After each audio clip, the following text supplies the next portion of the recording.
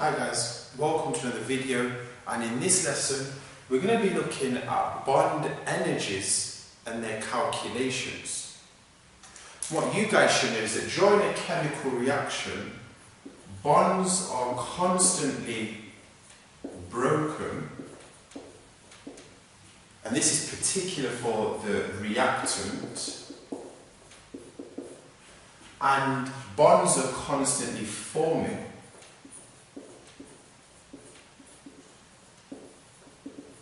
Bonds are forming to make the product.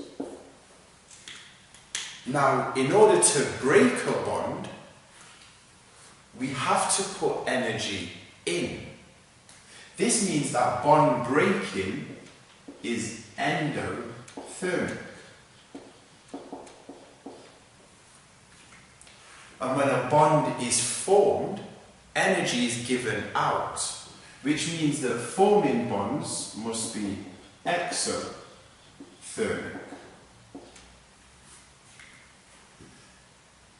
If we know the energies of bond breaking and bond making, we can determine whether the reaction is exothermic or if the reaction is endothermic.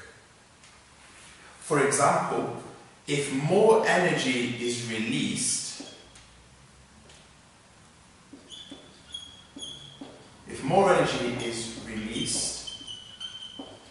when bonds form,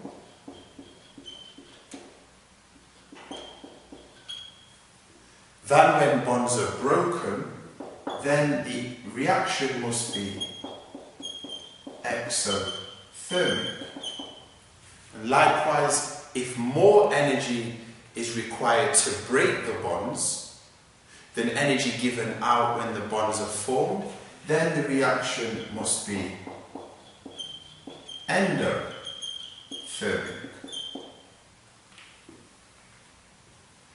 The amount of energy that is required to break a bond is called the bond energy. And bond energy is measured in kilojoules per mole. Now, what's important for you guys to note is that you will be given some common bond energies, and these bond energies are the amount of energy required only to break the bond. But what you should know is that the exact same amount of energy that's required to break the bond is the same amount of energy given out when that bond is formed. So, for example, we have here a carbon-carbon single bond, and to break that carbon-carbon single bond, you need 347 kilojoules per mole of carbon-carbon single bonds. But when the carbon-carbon single bond forms, it will release the exact same amount of energy. Let me give you guys an example of an equation that you could calculate. And we're going to look at the reaction of making ammonia.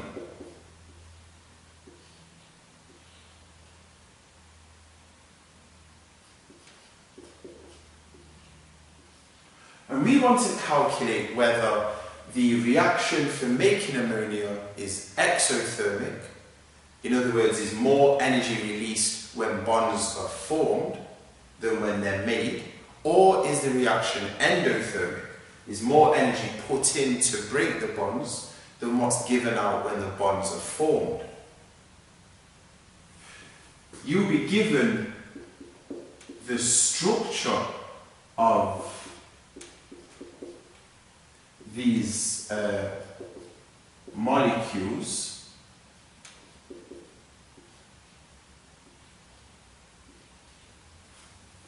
in your exam, and that will enable you to calculate the bond energy.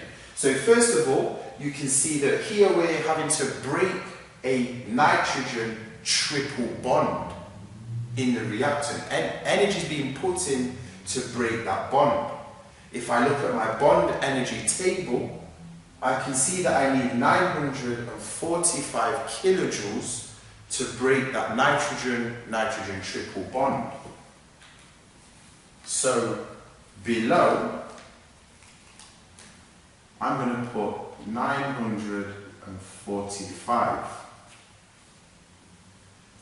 We've also got to break 3 hydrogen bonds. A hydrogen bond needs 436 kilojoules per mole. So we do 4, 3, 6, and remember we need to times that by 3.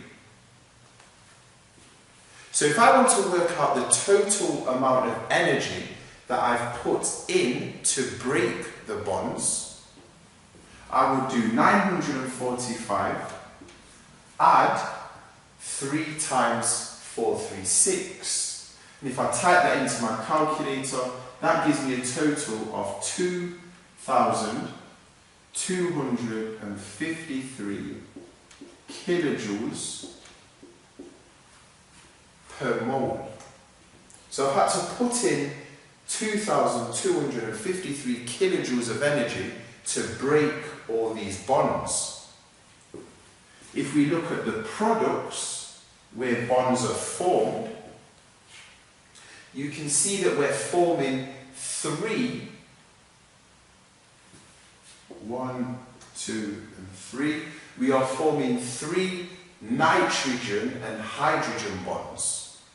If I look at my table, the nitrogen-hydrogen bond releases 391 kilojoules. So that would be 3 times 391.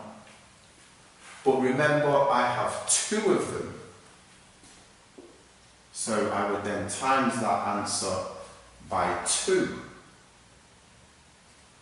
If I do this in my calculator, the total amount of energy released is 2,346 kilojoules per mole. If I want to calculate the energy change,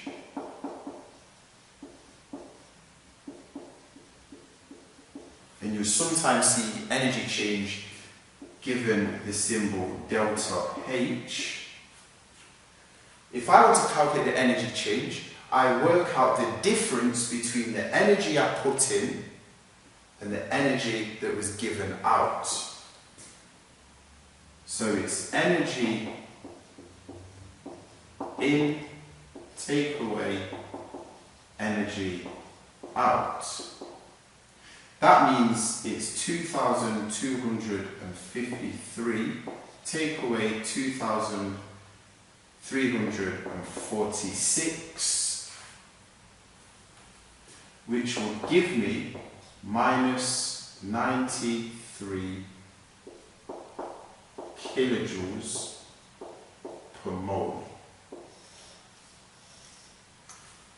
The fact that the answer is minus tells me that the products are lower in energy.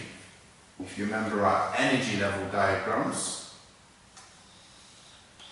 that the products must be below the reactants. So this reaction is exothermic. I also know it's exothermic because more energy is given out when bonds are formed than the energy that was put in to break those bonds. Please have a look at the website to have a few more examples and to have some practice for yourself. Okay guys, thanks for tuning in. Stay in touch for another video.